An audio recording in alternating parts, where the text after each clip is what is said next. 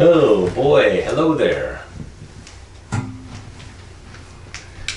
Started right on time. It's 3 o'clock. It's another Friday. Hi, Alana. How are you doing, daughter?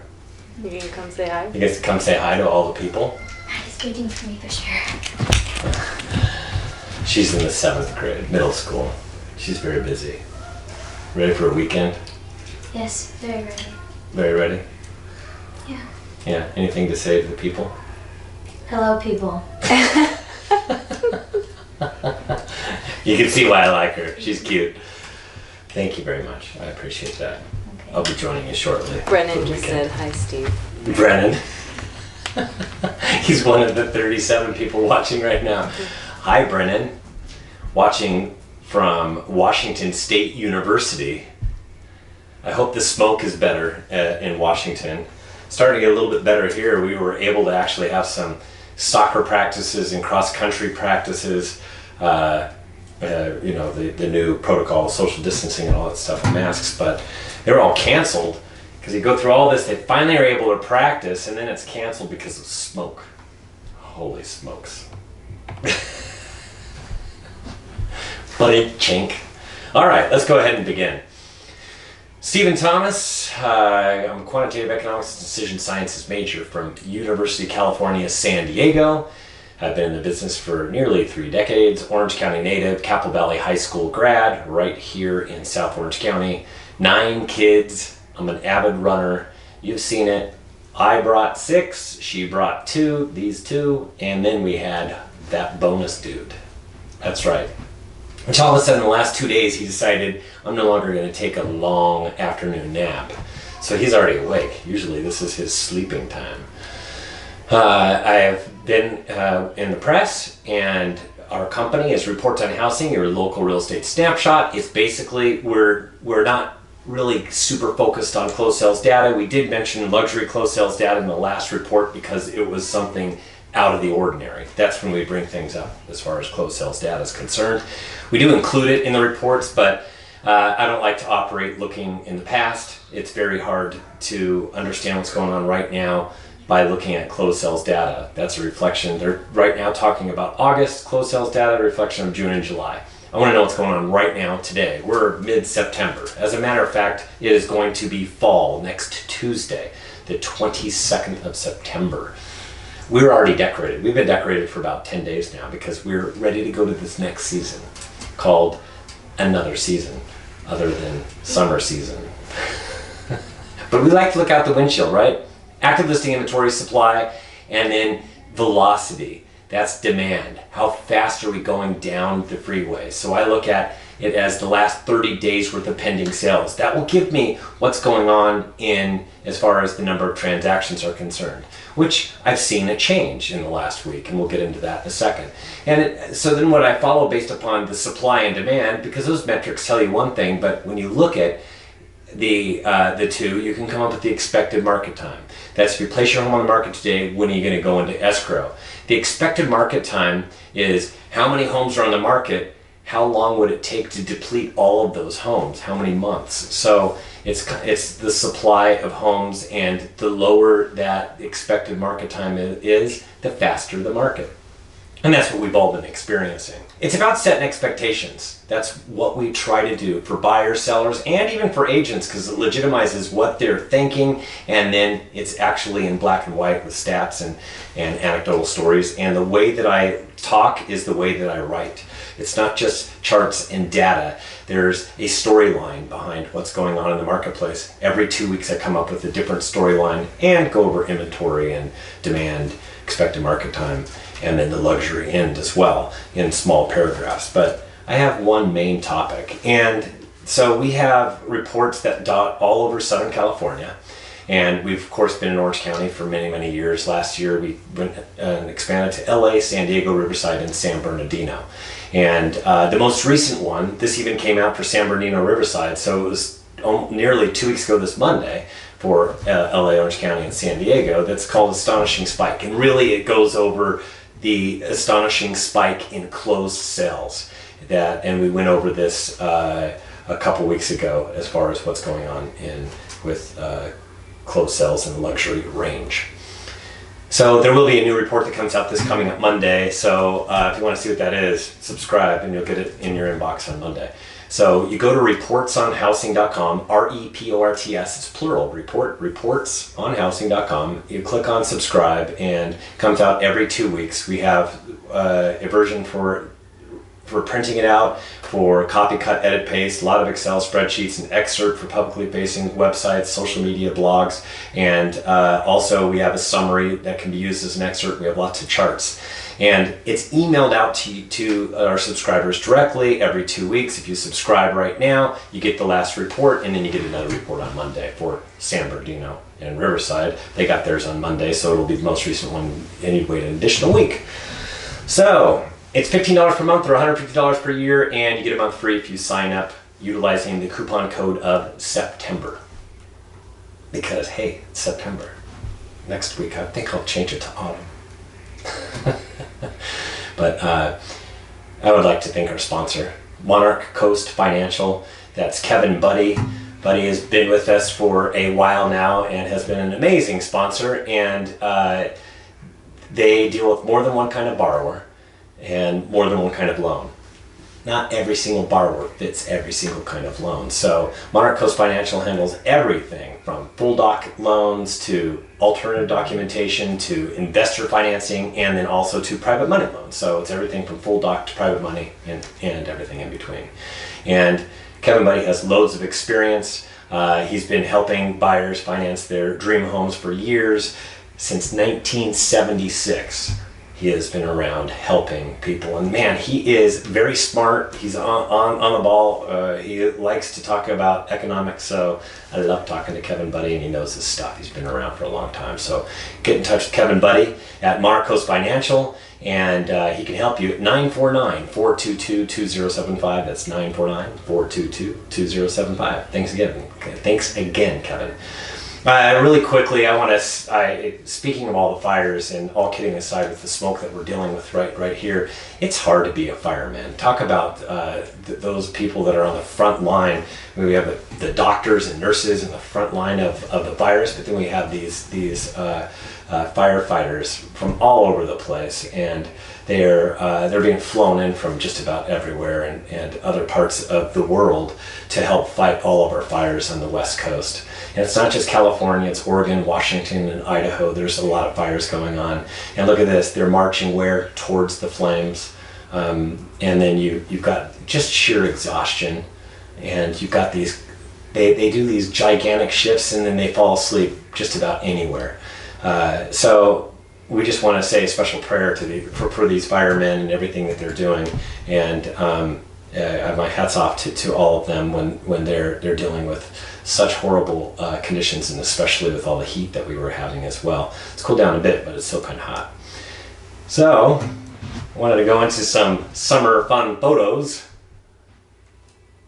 I think somebody hit the wrong button. I hope so. Yes, YurQuil. Yeah, it's a new product from NyQuil. It's YurQuil. You can hibernate. I saw this, I was going, yes, sleep until 2021. Like a bear. When this is all over, can someone just flashy thing me? It's Will Smith. That's right. I don't know which is deadlier, coronavirus or my wife honey-do list. Let me go back to work.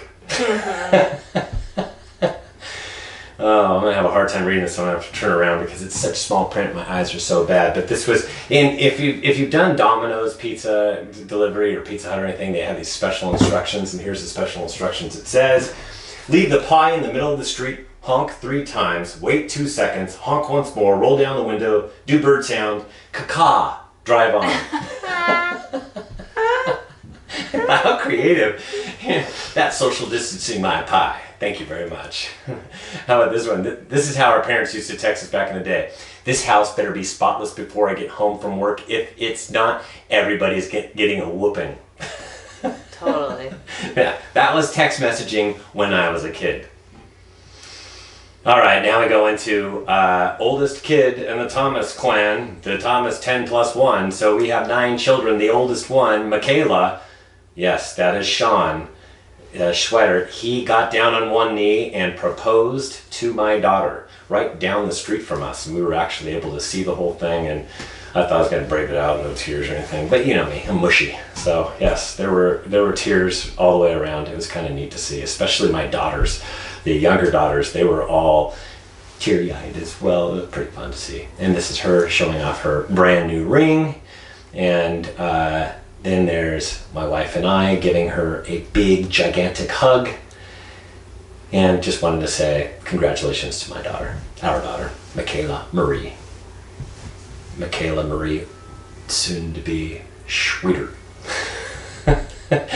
She had Thomas as a last name. Way easy, right?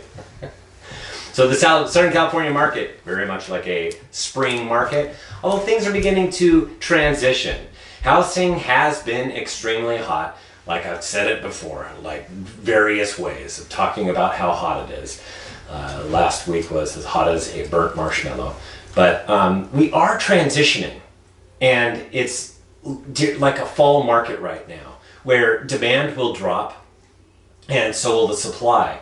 So we're starting to see that in some of the areas. As a matter of fact, Orange County is starting to see a drop in the supply and a drop in demand. The drop in demand is actually a little bit stronger than the drop in supply, and that's the way it's working for all of these. Riverside, same thing, drop in supply and demand, because it's no longer the best time of the year to sell. We're getting into the fall, the kids are back to school, and so that's why we're going towards this fall market where not as many people are coming to list their homes, and so demand starts to diminish a bit as well. We're seeing it in the numbers. It's absolutely there.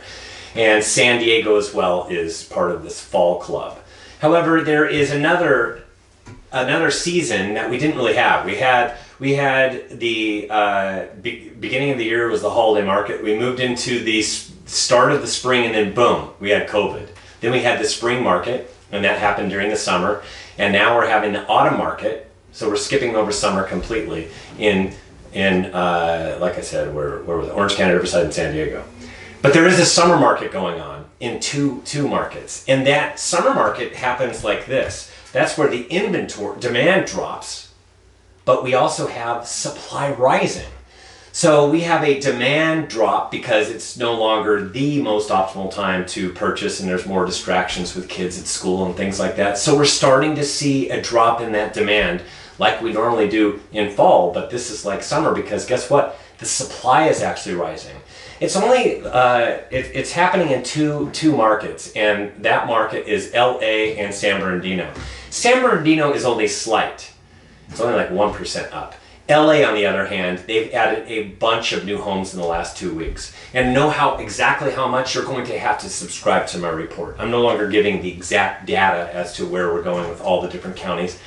It's because I'm going to go over the overall flavor for Southern California and invite you to subscribe to the report. So Southern California housing supply is the active listing inventory right now. We're right here, and that is yesterday 25,657. That was up 1% in 2 weeks. So it actually went up, and the reason it went up is because of how quickly it went up in Los Angeles. Los Angeles made up for the losses in San Diego, Riverside, and Orange County in the inventories. And LA was really pretty darn significant. So I'm actually wondering what kind of is going on with LA. We're going to have to look at, because I know in Orange County and LA, year over year, there was more homes placed on the market. But even with that, Orange County's supply is still starting to come down right now. But LA's is not. It's going up. So we're going to have to see what that storyline is for LA. And we'll have to see if it continues also in San Bernardino. So last year we were at 42,185. That's 64% more homes on the market last year, and this year that's last year versus this year. And now we're going to roll right into Southern California housing demand. And across the board, we had demand fall in all 5 counties. So like I said, so summer market for some, because they had an increase in the inventory, which is a very summerish way of people still placing their homes in the market, thinking it's a good time in the market, and even though it's starting to slow down. So that's LA and San Bernardino, but the rest of them are behaving like fall. So, and we're starting to see demand. All 5 of them together we're seeing a drop. You can see this is definitely starting to drop. Not anything gigantic like falling off like this. It's going to be this gradual thing that is going to mirror a lot of what happens in prior years. So yesterday was at 20,636. It was down 3% in 2 weeks. That's a 3% drop. That's noticeable. So if you're out in the marketplace, you're going, there's something going on. I smell something. I feel something. That something is the transition to another season, and that's with that drop in demand, what you're feeling. Now, if you're in LA and San Bernardino, it's a little bit more noticeable when more homes are coming on the market and you have a drop in demand. So it's a little bit more significant in those two markets compared to the other three. But you can still feel, there's a sense that there's a change afoot, and that's what's going on right now. So last year we were at 15,403. That's 25% fewer escrows than where we are today. That's the purple line. And Southern California in demand, even if this is where we are right now, so you can see we peaked and now we're starting to come down. And if I draw a line across, it's still the highest demand reading, even at this lower level, since 2012. So that's something to keep in mind. So it's still really hot as far as the market's concerned. It's just starting to cool a little bit. The Southern California expected market time, as a result of the inventory rising a little bit and demand starting to drop, we're going to get a change. Yesterday we were at 37 days versus 36 days 2 weeks ago. So you can see it's not like it's all of a sudden slowing down. A slow market for any of those buyers that are watching this is between 90 and 120 days. That's between about here and here. That is a slow market. We're nowhere close to that. And that only happens, this was 2018 when interest rates went towards 5%. So when that happens, it occurs when the market slows, we get more inventory. And right now we just don't have that inventory. And then demand can slow as well and push it that direction. In order for it to be a buyer's market, it has to be above 120. And we're not even close to that. That is not even on the radar at all. I'm not buying it. There are some people that are saying that there could be a slippage in pricing even next year, and I'm working on my forecast right now. I'm just not quite buying it because we do most of our appreciation the first half of the year, and first half of 2021 is going to be pretty hot. SoCal last year was at 82 days. That's pretty significant. That's the purple line versus this green line. So we're in a very, very good spot as far as how hot the market is. I say that if you're a seller. Now me, as a homeowner, yay. However, I'm an economist. I actually think this is too hot. I don't like 37 days. I want to see it gravitate more between 60 and 90 days. It's a slight seller's market. That's where we get slight appreciation. I'd rather have that because to me it's just too hot, and which means values go up at too rapid of a pace. So the Southern California expected market time, as you can see, if I draw a line across, it's really low. This is the lowest level ever since I started doing it. So even though September it's gone up a little bit, you can see there's this tiny little turn right here.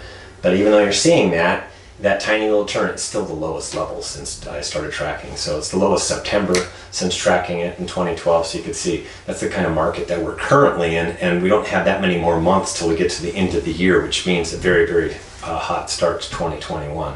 There'd have to be a magnificent, quick, a big shift in the marketplace, and I just don't see it. There is a giant asterisk to all of this. That's of course COVID. So you're going, what is going on, Stephen? I feel something different. I talked to you about it before. Its demand is dropping, so that's what you're feeling. But still, know that demand is dropping with a very, very high demand to begin with and a very, very low supply. So even though demand is dropping, it's not that noticeable, but it is occurring.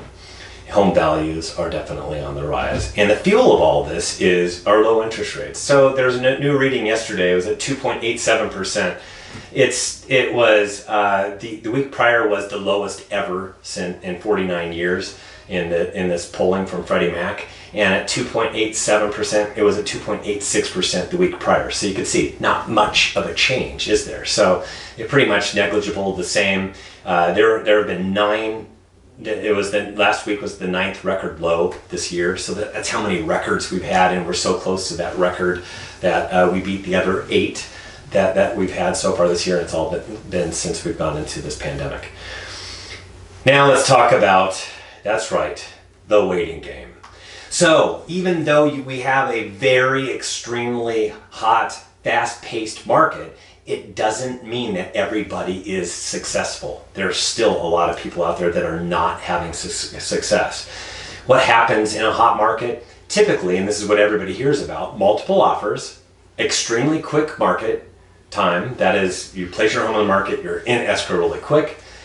Sales to list price ratio is incredible. So that is true for all closed sales. If you look at the sales to list price ratio, it's very, very close to 99% or even 100% in some markets. That's like full value. And then many homes sell for more than the asking price. So many homes sell for more than the asking price. That's partly because when you generate so many offers, people pit them against each other and then they go above ask, go above list. But still, if you look a little bit further, what is going on?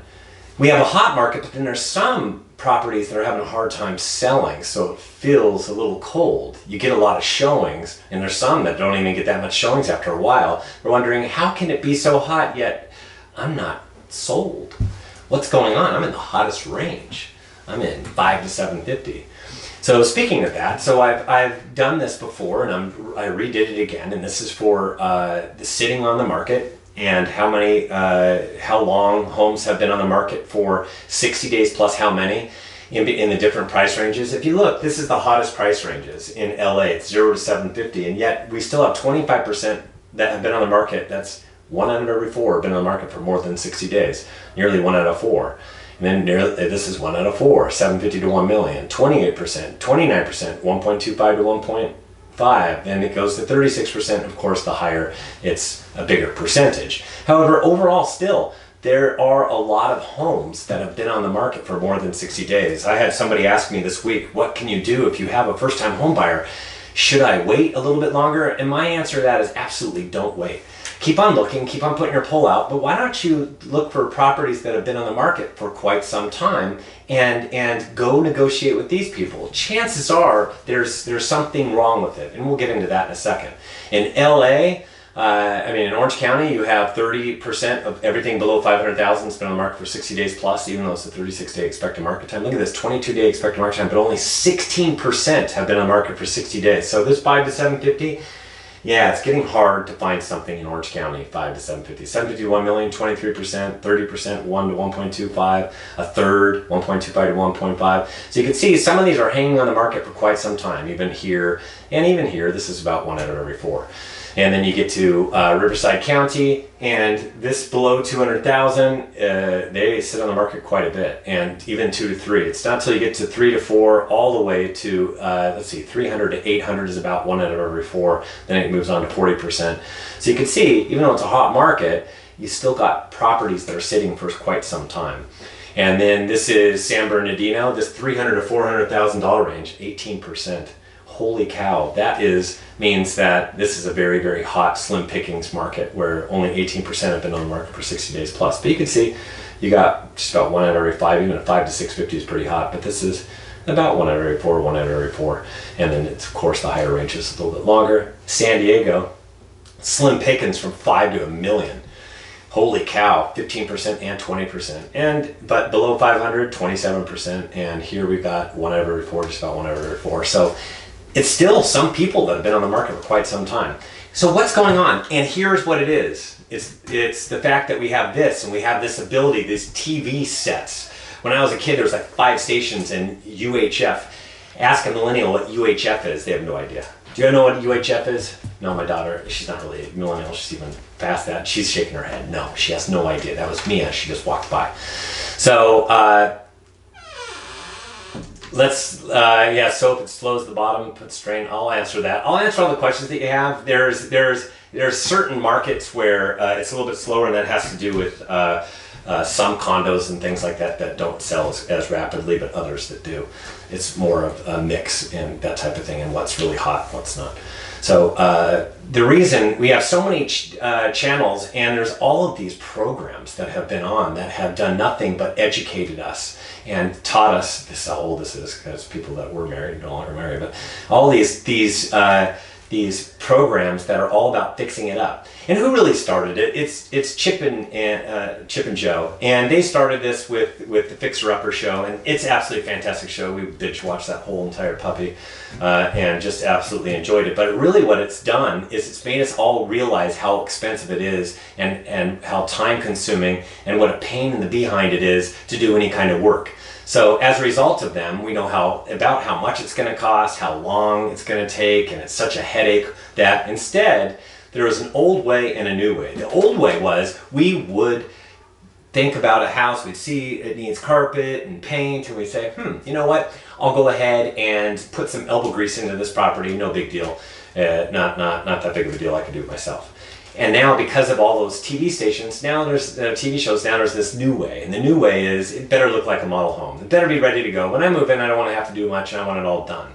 And that's the way everybody feels. At first, we were thinking that's just the millennials. I'm here to tell you and report that it's pretty much everybody likes that new car smell, that new home smell, and they want it dialed in. I've actually seen it in a house that was a couple doors down from me in my last house that I lived in, and they bought this property, and just gutted it completely, and ended up getting the highest value afterwards when they were finished. They put in I'd say about $120,000, $150,000 into it, but got double that. So they got quite a big return in a short amount of time. And that's because it looked like the new home the new home property, that new home smell. So yes, so sellers are looking, going, gosh, when am I going to get that offer? And the stumbling blocks to success are, is your property dated? Cosmetic work might need to be done. You might not be able to see it, which is why the trained agent that comes in and has to be able to tell them, these are the things that we're looking at, these are the things that buyers will point out. 10-year-old remodels. There's a lot of people remodel their homes 10 years ago or 15 years ago, and they go, well, I remodeled my kitchen. Yeah, that was 10, 15 years ago. It's now looking a little dated already, and it's looking worn and needs some work again. So pet odor, wear and tear from pets, and then price. Price is extremely important, but it all factors in. It's not just price. Everything factors in. I mean, there's a price, you can bring down a price and you can get a sell, but there's a lot of people who are wondering, how come I'm placing my home on the market at the same price as the one down the street? How come mine isn't selling? Probably because of this. You need to adjust this. So fair market value is determined by recent closed sales, and then pending sales. That really helps out quite a bit, although they're not closed, but it gives you an adequate idea of what's going on. Not much weight should be given to actives. Actives, sometimes there are stuff that's overpriced, and then everybody in the neighborhood overprices. Now you got all these properties sitting at the same exact time. I've seen that many, many times in many, many hot markets as well. Location matters. Backing up to power lines, backing up to busy streets, different things like that. Some people don't want to have that condo that backs up to the pool. Age matters, condition matters, improvements matter, and in the floor plan, is there some sort of functional obsolescence? Is there something wrong with the original design? It used to be in the 1960s and 70s, all the different levels. There used to be like tri-level homes, and then it went out. And then there was wrought iron was in, then it was out, and it was in. It's like, you got to know what's going on and to understand what, is there some functional obsolescence? Is there something that can be done to repair that? Sometimes there's not. So it's got to look like a model. Turnkey is what everybody wants, and that's the ones that get top dollar. And then looks like a model is, so turnkey and looks like a model, those are the hot buzz items. So now let's get into COVID-19 really quick. And I know. This is the American public, this is you and me, this is everybody. It's so frustrating. Why are we frustrated? Because we've been dealing with COVID-19, this pandemic. And I know there's been lots and lots of protests across the United States, and there have been the politics that's going on. It seems like there's so much that's out there right now that as a result, we feel a little bit fatigued, where there's so much in the news cycle right now, it's almost hard to digest it all. But at the end of the day, I want to point out that COVID-19, this second wave of COVID-19, is a reality. It definitely can happen, and just because we want to wish this virus away doesn't make it go away. Instead, we have what's going on in the world. There are 30,300,000 COVID cases now, and we're averaging 274,000 over the last 7 days. That's every single day, 274,000.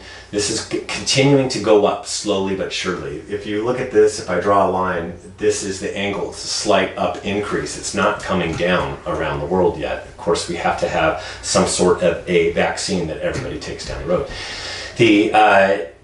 This was just a few days ago. This is the United States was coming down, and the European nations have been going up.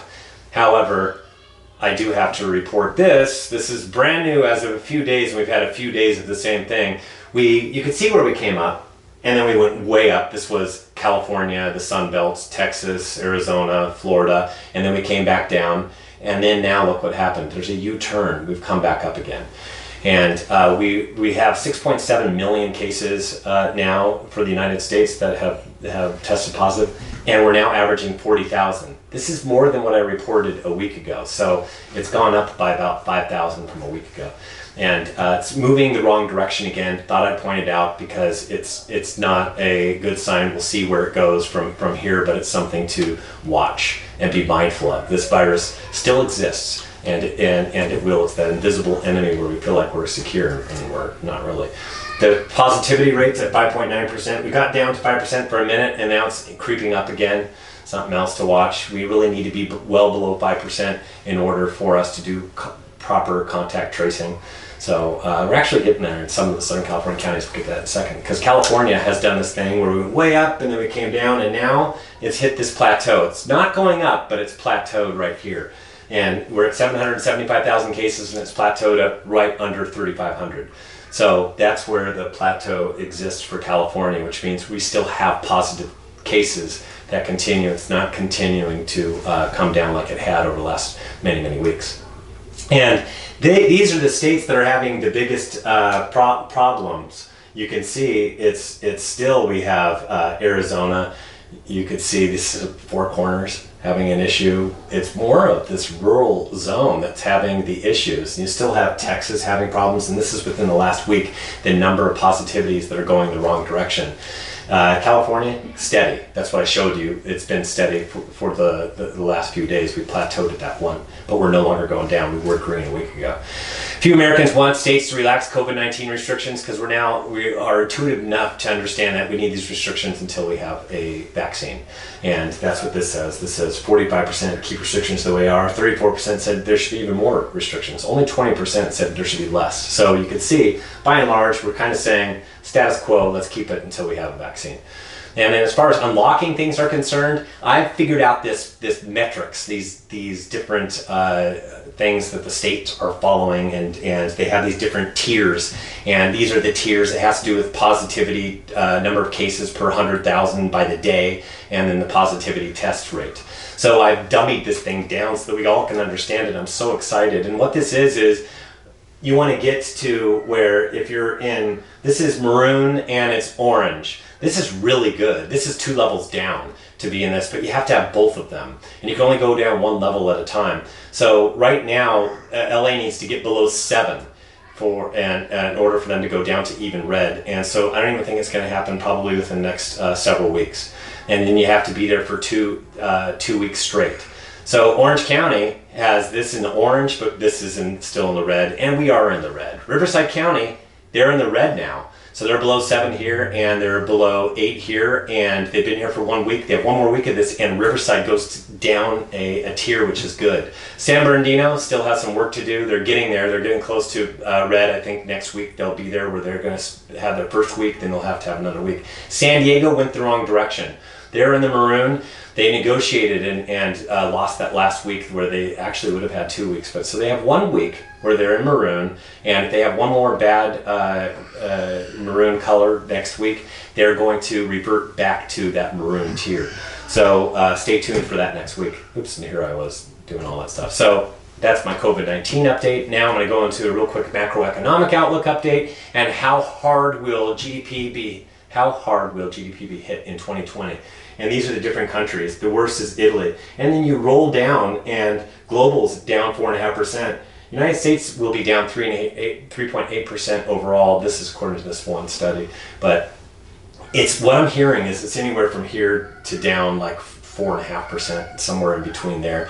So what that's saying is that we are seeing quite a robust return, and the economy is looking a lot better than we originally thought. So as far as coming out of the recession and continuing to for the economy to improve. The economy is not going to be like on all cylinders yet, and that's because we have a lot of industries that still need to come back, travel being one of them, and then we have entertainment being another, and you know, all those stadiums filled with people, that's not happening anytime soon. So there will still be this lingering effect until after we have a vaccine and it's fully deployed. I think the CDC said mid next year is what they're expecting.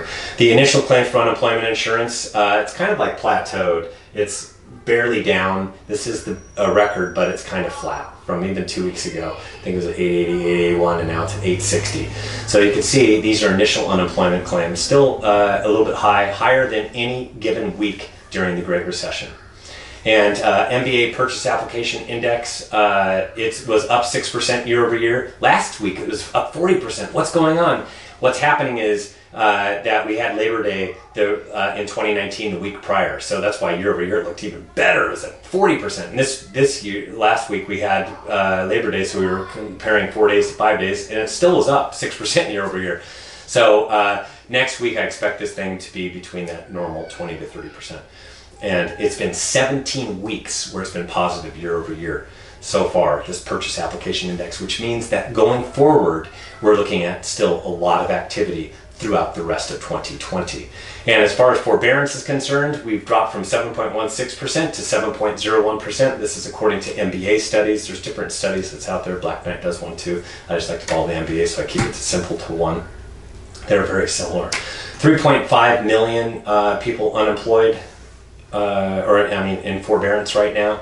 And it was at 4.3 million in June. So you can see we've gone from 4.3 to 3.5 million. So it's definitely moving the right direction. So you hear about all those things about the severe, the people that are behind on their payments more than 90 days. So severe delinquency.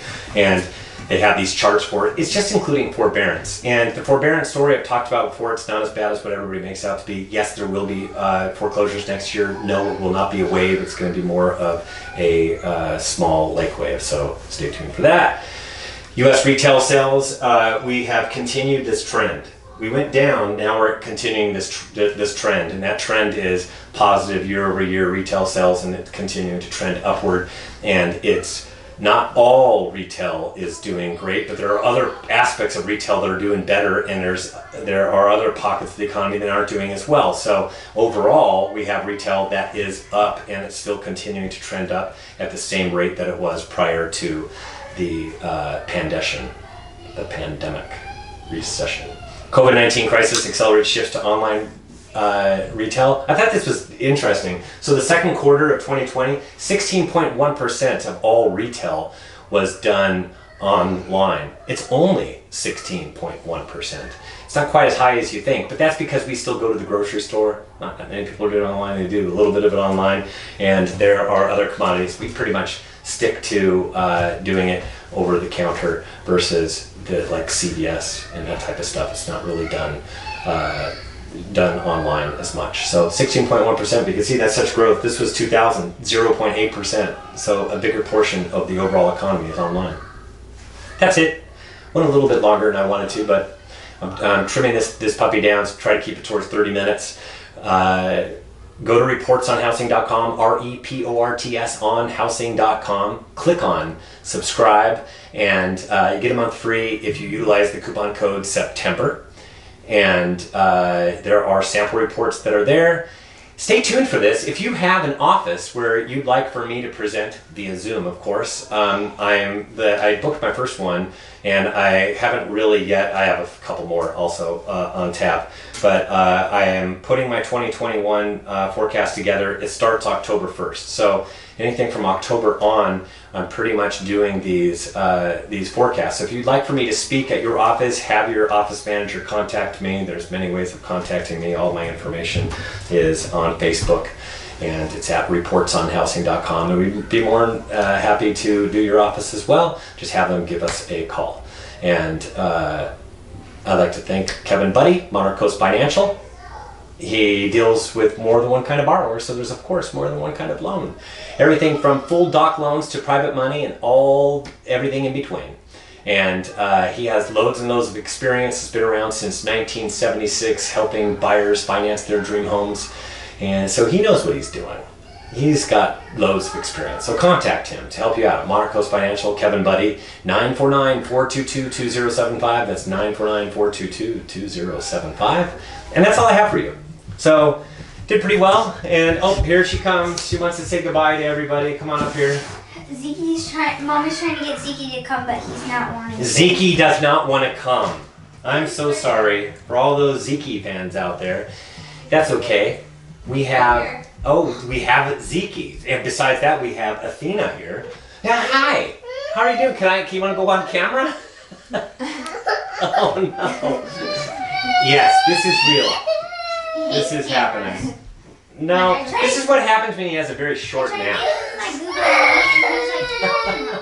No camera. He's now scared of cameras, scared of people. That's what COVID has done to my son. And I do have another daughter, so we have Alana here. Athena and Alana, say goodbye to everybody. Bye! We're going to enjoy the weekend. We'll see you another week from today for, I guess, episode number, I don't even know what it's in the 40s.